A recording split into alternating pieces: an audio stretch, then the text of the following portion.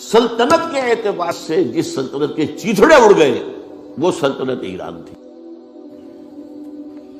حضرت عمر کے ہاتھوں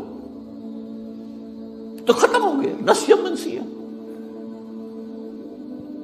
سلطنت روما اس کی صرف ایک ٹانگ ٹوٹی تھی 3 میں سے.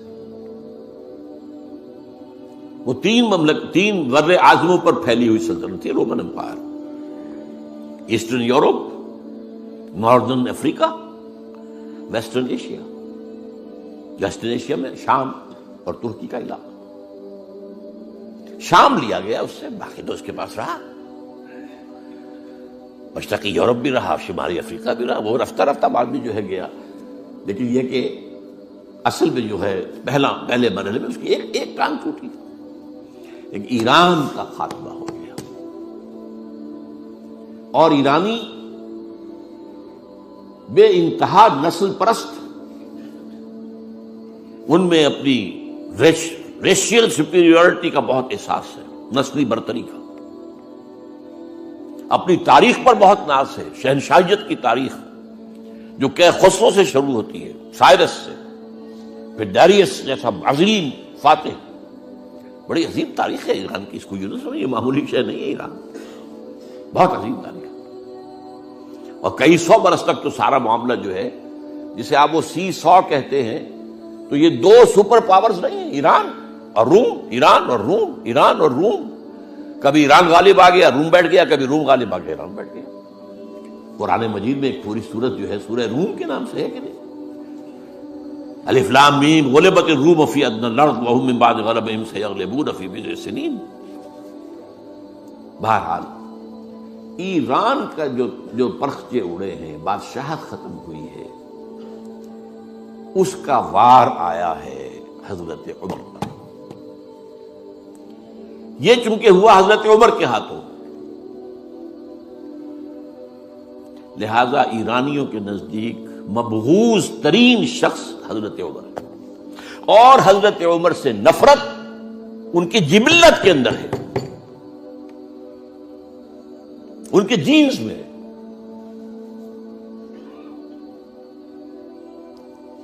چنانچہ کس نے شہید کیا حضرت عمر کو؟ ابو لولو فیروز، ایک ایرانی غلام تھا حضرت مغیرہ کا رضی اللہ تعالی. اس نے آ کر حضرت عمر سے شکایت کی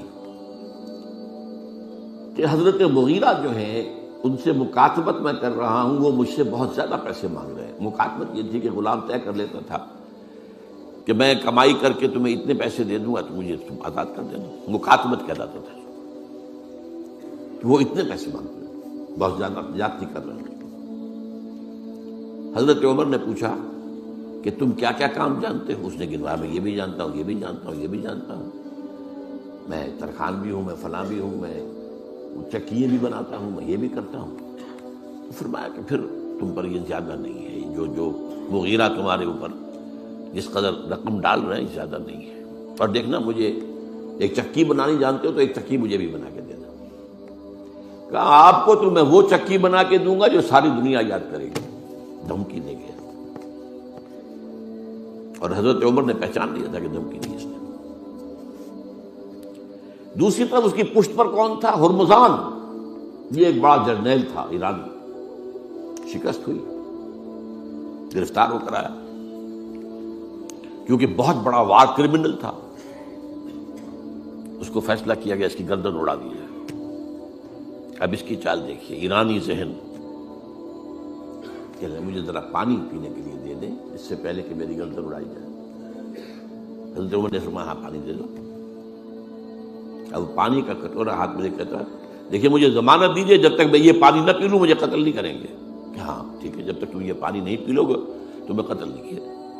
وہ کٹورا پھینک دیا پانی کا. کرو کا قتل مجھے کیسے کرتے ہو؟ تو یہ پانی تو میں نے نہیں پیا.